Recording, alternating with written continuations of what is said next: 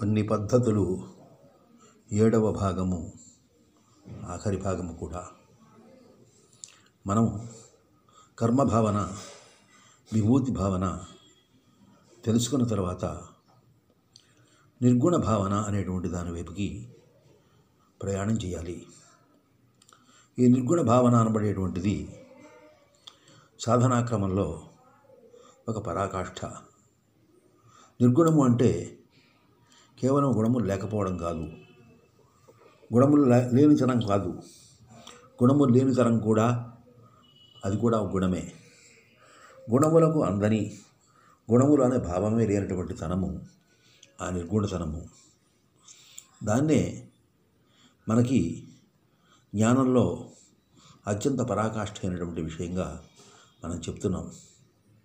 ఇక్కడ మనకి కర్మ, విభూతి, నిర్గుణము అని మూడింటిని చెప్పుకున్నప్పుడు గుణములచే మలములచే కూడుకున్నది కర్మ, గుణములను విశ్వతత్వంగా చూసేది విభూతి, గుణముల వికృతిగా భావించి మూలమే అయిన పరమపదాన్ని భావించడమే, కేవలమైన స్థితి పొందడమే నిర్గుణ భావన. కాబట్టి ఈ కేవలమైన స్థితి పొందడమే ఒక సాధకుడు అయినటువంటి వాడి యొక్క, సాధకుడు కావాలనుకున్న వాడి యొక్క ప్రత్యేకమైన లక్షణం లాంటిది. దీనిలోనే మనకు సాధనా క్రమము అనేటువంటిది ఒకదాన్ని రూపొందించుకుంటాం. ఈ సాధనా క్రమం అనేటువంటి దాని యొక్క స్వరూపం ఏమిటి అని చెప్పేసంటే, అది ఉత్పత్తి క్రమంలో లయక్రమం జరగాలి అని చెప్పేసి చెప్తారు. దీనికి అంటే ఏ రకంగా ఉత్పత్తి జరుగుతూ వచ్చిందో అదేవిధంగా లయ కూడా జరగాలి. శూన్యం నుండి శక్తి, శక్తి నుండి చైతన్యము, చైతన్యము నుండి ద్రవ్యరాశి, ద్రవ్యరాశి నుండి కర్మ, ఇవన్నీ కూడా ఏ రకంగా వస్తున్నాయో అదేవిధంగా ద్రవ్యరాశి కర్మ నుండి చైతన్యంలోకి, చైతన్యం నుంచి శక్తిలోకి, శక్తి నుంచి శూన్యంలోకి మానవుడు వెళ్ళాలి. మనకు దీని సులువుగా అర్థం అవడానికి ఒక ఉదాహరణ చెబుతాను. ఆ ఉదాహరణ ఏమిటంటే, మనకు చిన్నప్పుడు సైన్స్ చదివేటప్పుడు ఫిజిక్స్లో మనకు ఒక తెల్లటి కాంతి కిరణము పట్టకము ద్వారా వక్రీభవించినప్పుడు విబ్జిఆర్ అనేటువంటి 7 రంగులు కలిగినట్టుగా చెప్తారు. అదే రకంగా ఈ 3 గుణములతోనూ కూడా కూడుకున్నటువంటి శరీరంలో శుద్ధమైనటువంటి జ్ఞానము అది వక్రీభవించినప్పుడు ఈ 7 రంగులుగా మనకు కనపడుతుంది. అదే సత్వరజస్తమో గుణాలతో కూడుకున్నటువంటి భావన. అంటే మనకి వక్రీభవన ద్వారా ఈ సృష్టి ఏర్పడుతోంది. ఈ వక్రీభవనాన్ని ఉపసంహరించుకోవడం ద్వారా మనకు మూలంలోకి చేరతాము. అంటే 7 రకాలైనటువంటి రంగుల్ని కూడా తెలుపు రంగులో కలిపివేయడమే. ఆ రకమైనటువంటి స్థితిలో నిత్యమైన, నిరంజనమైన, అఖండమైన, పరిపూర్ణమైన, సనాతనమైన స్థితిని సాధించడమే దీని యొక్క ప్రధానమైన లక్ష్యంగా మనకు ఉంటుంది. మరి ఈ స్థితిలో మనం తెలుసుకోవాల్సినటువంటిది ఏమిటంటే, మనకు శరీరం ఉంది కదా, ఉంది. శరీరం ఉంది కాబట్టి కర్మ చేయాలి, కర్మ చేయాలి కాబట్టి దృశ్యాన్ని అపేక్షించాలి. ఇది శరీరంతో చేసేది మాత్రమే. కానీ మనస్సు ఒకటి ఉంది కదా, ఈ మనస్సు ఉండడం వల్ల అది చైతన్యం నుంచి పుట్టింది కాబట్టి మనస్సుని దృశ్యం వైపుకి మళ్లించకుండా చైతన్యం వైపు మళ్లించాలి. ఎప్పుడైతే మనస్సుని చైతన్యంలో లయం చేస్తామో అప్పుడే మనం సహజమైనటువంటి ఒక ధ్యాన స్థితిని పొందడానికి మనకు అవకాశం ఏర్పడుతుంది. ఆ సహజమైన ధ్యాన స్థితిలో కూడా ఇంకా చైతన్యం యొక్క కదలిక ఉంటుంది. అది ప్రవృత్తిగాను నివృత్తిగాను మారడానికి అవకాశం ఏర్పడుతుంది. ఈ ధ్యానము దాటిన తర్వాత ఇంకొక స్థితి ఉంది, దాన్ని మౌనము అంటాము. ఈ మౌనములో ఏది జరిగినా కూడా సంబంధం లేదు. దీనిలో కాలము లేదు, కర్మ లేదు, గుణములు లేదు, క్రియ లేదు, ఫలితము లేదు. ఈ రకమైనటువంటి స్థితి ఏదైతే ఉందో దీన్ని మౌనము అంటాము. ఇది ఒక అఖండమైనటువంటి తటస్థ స్థితి. ఈ అఖండమైనటువంటి తటస్థ స్థితిని మనం సదా కోరుకుంటూ భావిస్తూ ఉన్నప్పుడు మన సంస్కారాలను బట్టి మనం ఏది పొందాలి అనేటువంటిది దాన్ని పొందుతాం. ఇక్కడ ఒక చిన్న ప్రశ్న రావచ్చు. అదేమిటంటే, మరి కర్మయోగము, భక్తి యోగము, జ్ఞానయోగము, హఠయోగము ఇటువంటి అనేక రకాలైన పద్ధతులు చెప్పబడ్డాయి కదా. మరి ఈ పద్ధతుల యొక్క స్వరూపం ఏమిటి? ఈ పద్ధతుల యొక్క విధానం ఏమిటి, మరి సాధనా క్రమంలో వాటి యొక్క స్థానం ఏమిటి అనే దాని గురించి కొంతమంది అడుగుతారు. నిష్కామంగా నువ్వు కర్మ చేయడము అనేటువంటిది కర్మయోగము అంటారు. అదేవిధంగా నీ శరీరాన్ని పరిశుభ్రపరుచుకున్నట్టయితే ఈ శరీరంలో విశ్వశక్తి యొక్క ప్రకాశాన్ని పొందడం అనేటువంటిది హఠయోగము అని చెప్పేసి పిలుస్తారు. దానిలో ముఖ్యముగా చిత్తమును కారణమైనటువంటి వాయువుని బంధించి చిత్తలయము చేయడం అనేటువంటిది ప్రధానంగా ఉంటుంది ఈ హఠయోగం యొక్క సాంప్రదాయంలో.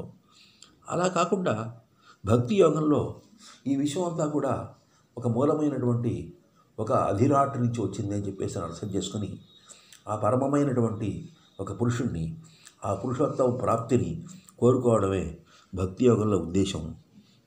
ఇదంతా కూడా కేవలం ఆరోపణలు అని చెప్పేసి భావించి అన్ని రకాలైనటువంటి ఆరోపణలను, అన్ని రకాలైనటువంటి పరిణామాలను, అన్ని రకాలైనటువంటి కర్మలను నశింపజేసుకోవడానికి ప్రయత్నం చేయడమే జ్ఞానయోగం. వాస్తవానికి వీటిలో యొక్క ఉద్దేశం ఏమిటి అని చెప్పేసి అంటే మానవుడు ఒక పరిపూర్ణ స్థితి పొందాలి. మనం ఒక చిన్న ఉదాహరణ చూద్దాం. ఒక విత్తనం నుంచి ఒక మొలక వస్తుంది, మొలక నుంచి ఒక మొక్క వస్తుంది, మొక్క నుంచి ఒక చెట్టు వస్తుంది, చెట్టు నుంచి ఒక మొగ్గ వస్తుంది, మొగ్గ నుంచి ఒక పండు వస్తుంది, మళ్ళీ పండు నుంచి ఒక విత్తనం వస్తుంది. సో ఈ రకమైన పరిణామం అనేటువంటిది ఒకదాన్ని మనం క్రమంగా చూస్తున్నాం. వీటన్నిటినీ కూడా మళ్ళీ తిరిగి విత్తనంలోకి తీసుకువెళ్ళాలి.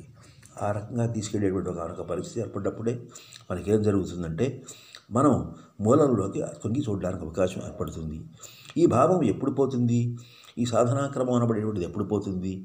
దీనికే పెద్దలు చెబుతూ సత్సాంగత్యం కావాలని చెప్పేసి, మౌనం కావాలని, ధ్యానం కావాలని, శమనమాది సంపత్తులు కావాలని అనేక రకాలుగా చెప్పారు.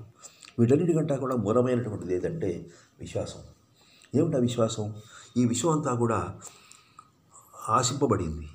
అదే శ్వాసతో కూడుకున్నటువంటిది. వాయువు ద్వారా నిర్వహింపబడుతోంది, నీటి ద్వారా నిర్వహింపబడుతోంది, అగ్ని ద్వారా నిర్వహింపబడుతోంది. వీటన్నింటినీ గడిచిన తర్వాత ఉన్నటువంటి ఒక మూలతత్వం ఏదైతే ఉందో, కేవలమైనటువంటి తత్వం ఏదైతే ఉందో, ఆ తత్వం యొక్క స్వరూపాన్ని ఎప్పుడూ మనం సదా భావించడమే మనం చేయవలసినటువంటి సరి అయిన సాధన. ఉదాహరణకు ఒక వ్యక్తి ఒక తాడు పేరుతుంటాడు. ఆ తాడు పేరుతున్న కొద్దీ తాడు వాడుకోవడానికి వీలుండదు. పేరడం ఆగిపోయిన తర్వాతనే వాడుకోవడానికి వీలవుతుంది. అదే రకంగా ఒక ధ్యానం కానీ, ఒక కర్మ కానీ, ఒక యజ్ఞం కానీ, ఒక హోమం కానీ, శరీరంతో చేసే విధానాలు కానీ, మనసుతో చేసే భావనలు కానీ, ఇవన్నీ క్రమంగా ఒక స్థితిలో ఆపేయబడాలి. అలా ఆపేయబడ్డప్పుడే మనం ఆ మూలమైనటువంటి తత్వం దగ్గరికి మనం చేరడానికి వీలుగా ఉంటుంది. లేకపోయినట్లయితే బాగా దూరంగా ఉండడమే జరుగుతుంది. ఆ దూరంగా ఉండడం అనేది సహజం కాబట్టే మనకు సామీప్యము, సాలోక్యము, సారూప్యము, సాయుధ్యము అనేటువంటిది చెప్పడం జరిగింది. దూరంగా ఉండి అదిగో భగవంతుడు అని చెప్పేసి చూడడం దాన్ని సాలోక్యం అని చెప్పేసి పిలుస్తారు. సత్సంగం దగ్గరికి వచ్చి అవును భగవంతుడు ఉన్నాడు అని చెప్పడం సామీప్యం అంటాడు. అవును నాలోనూ భగవంతుడు ఉన్నాడు కదా అనుకోవడం సారూప్యం అంటాం. నేనే భగవంతుడయ్యాను అనుకోవడం సాయుధ్యం అంటాం. కాబట్టి ఒక దూరం నుంచి నేను అనేటువంటి స్థితి దగ్గరికి వచ్చి ఆ నేను అనేటువంటి స్థితే భగవంతుడి యొక్క తత్వం అని చెప్పేసి తెలుసుకోవడంలోనే మనకు రహస్యం అంతా కూడా ఇమిడి ఉంది. ఈ క్రమంలో మనకు ఎప్పుడైతే దూరంగా ఉంటామో అప్పుడు ఈ సృష్టి అంతా కూడా ఉంటుంది. ఎప్పుడైతే నేను దగ్గరికి వస్తామో ఈ సృష్టి అంతా కూడా ఆగిపోతుంది. ఎప్పుడైతే నేను కూడా ఆగిపోతామో ఈ చైతన్యం కూడా ఆగిపోతుంది. అప్పుడు కేవలం పరిశుద్ధమైనటువంటి మౌనం మాత్రం రాజ్యం ఏరుతుంటుంది. నిరపేక్షమైనటువంటి రాజ్యం మాత్రం ఏరుతుంటుంది. అటువంటి ఆ నిరపేక్షమైనటువంటి మౌనమైనటువంటి పరిశుద్ధమైనటువంటి స్థితి ఏదైతే ఉందో దాన్నే అహం బ్రహ్మతత్వం అని చెప్పేసి పిలుస్తారు. దాని దగ్గరికి చేరడానికే ప్రతి ఒక్కళ్ళు కూడా ప్రయత్నం చేయాలి. అది ప్రయత్నం చేయకపోయినా వచ్చేదే. కానీ శరీరం ఉంది కాబట్టి ప్రయత్నం చేయాలని చెప్పేసి అనుకోవడం సహజమైన విషయం. ఆ కారణం చేత సాధకులారా, ప్రియమైనటువంటి మిత్రులారా, మీకందరికీ మనం ఏమిటంటే మన దేహం ఉంది కాబట్టి కర్మ చేయండి, మనస్సు ఉంది కాబట్టి ఈ విశ్వాన్ని మొత్తాన్ని భగవంతుని విభూతిగా భావించండి. దీనికి ఒక మూలం ఉంటుంది కాబట్టి ఆ మూలాన్ని ఆలోచన చేసి ఆ సదా ఆ శూన్యంలో చేరాలనేటువంటి ఒక కోరికను పెంచుకోండి. ఆ పెంచుకోవడంలోనే శుభేచ్ఛ అనబడేటువంటిది తుర్యగతిగా మారి జ్ఞానంలో ఉండేటువంటి 7వ భూమికను చేరి మీరందరూ కూడా ఆ భగవంతుని యొక్క ఆ మూలతత్వం యొక్క ఆ శూన్యము యొక్క భావాల్లో లయమవుతారు. ఆ శూన్యంలో లయమవడమే, ఆ శూన్యతత్వంలో కలిసిపోవడమే, ఆ శూన్యతత్వంలో ఒకటిగా ఉండడమే అదే పునరావృత్తి లేనటువంటి పదములు. అందువలనే ఇది లోకంబులు లోకేశులు లోకస్థులు తెగిన తుది అలోకంబగు పెంచీకటి కవ్వల ఎవ్వండేకాకృతి వెలుగు వాని నేసేవింతున్. ఎప్పుడూ కూడా ఈ ప్రపంచాన్ని కేవలం ప్రపంచంగా చూడొద్దు. ఇది కేవలం ఆ విశ్వాత్మ యొక్క, ఆ విశ్వంభరుడు యొక్క, ఆ విశ్వకర్మ యొక్క, ఆ ప్రజాపతి యొక్క, ఆ మహాపురుషుడు యొక్క, ఆ పురుషోత్తముడు యొక్క స్వరూపంగా దీన్ని భావించడం నేర్చుకోండి. ఆ దృక్పథంతో కనుక చూసినప్పుడే ఒకే స్త్రీని ఏ విధంగా అయితే తల్లిగా, కూతురుగా, చెల్లెలుగా, అక్కగా, భార్యగా మనం చూడవచ్చో అదే రకంగా ఈ విశ్వాన్ని కూడా మనం కేవలం ఒక వస్తువుగా, ఒక దృశ్యంగా, ఒక తత్వంగా, ఒక సత్యంగా, ఒక మౌనంగా, ఒక శూన్యంగా కూడా చూడవచ్చు. దాన్ని అర్థం చేసుకోండి. ఆ అర్థం చేసుకున్నప్పుడే మనకు మానసికమైనటువంటి ఒక పరిణామం ప్రారంభమవుతుంది. దానికోసమే ఉపదేశాలు కానీ, సందేశాలు కానీ, ఆదేశాలు కానీ, ఆచారాలు కానీ ఏర్పడ్డాయి. వీటన్నింటినీ దృష్టిలో పెట్టుకుని మీరందరూ కూడా శుభాన్ని పొందాలని చెప్పేసి కోరుకుంటూ మీకందరికీ కూడా ఆ జగన్మాత, ఆ జగజ్జనని ఈ శరీరాన్ని, ఈ మనస్సుని రచించేటువంటి త్రిపుర సుందరీదేవి, భువనేశ్వరీదేవి సమస్తమైనటువంటి మంగళాలు కూడా ప్రకాశించాలి, ప్రసాదించాలి అని చెప్పేసి కోరుకుంటూ మీ అందరికీ సాధనా క్రమాన్ని అర్థం చేసుకుంటూ, సాధన అనేటువంటిది ఒక ప్రయత్నం కాదు, ఒక పరిణామము. సాధన అనేటువంటిది ఒక సంకల్పం కాదు, సంకల్పరహితమైనటువంటి స్థితి.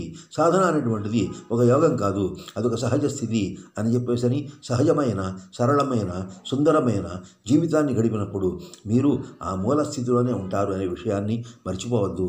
దాన్ని మరల మీ అందరి ముందు పెడుతూ సెలవు తీసుకుంటున్నాను.